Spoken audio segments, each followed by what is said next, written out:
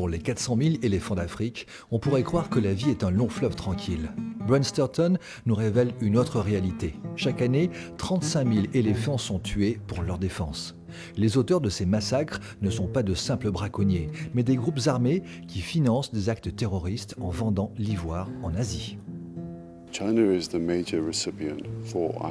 La Chine est le principal pays récipiendaire, mais vous avez d'autres pays, notamment le Japon, ainsi que des pays catholiques comme les Philippines, qui importent énormément d'ivoire. Et donc cet ivoire est utilisé pour des sculptures religieuses.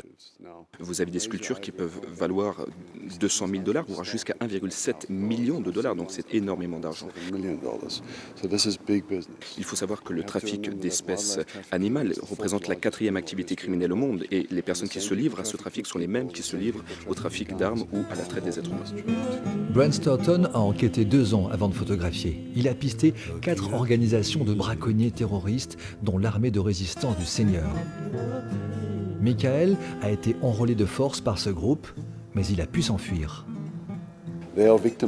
Ces personnes sont elles aussi des victimes. Il a été kidnappé à l'âge de 6 ans, on l'a entraîné pour pouvoir tuer, c'est tout ce qu'il savait faire. Il ne peut pas entrer chez lui car les habitants dans sa région détestent l'armée de résistance du Seigneur, donc c'est une situation extrêmement difficile. Et donc aujourd'hui, ce qu'il fait, c'est qu'il travaille pour l'armée ougandaise où leur objectif est de chasser Joseph Kony, qui est le chef de l'armée de résistance du Seigneur.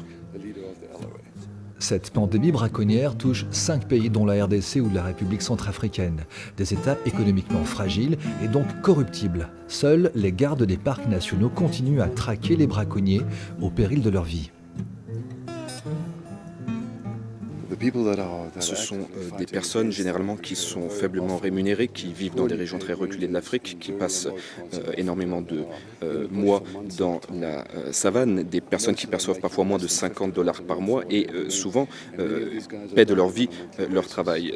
Très souvent dans les régions où je travaille, de 3 à 4 gardes forestiers meurent tous les mois.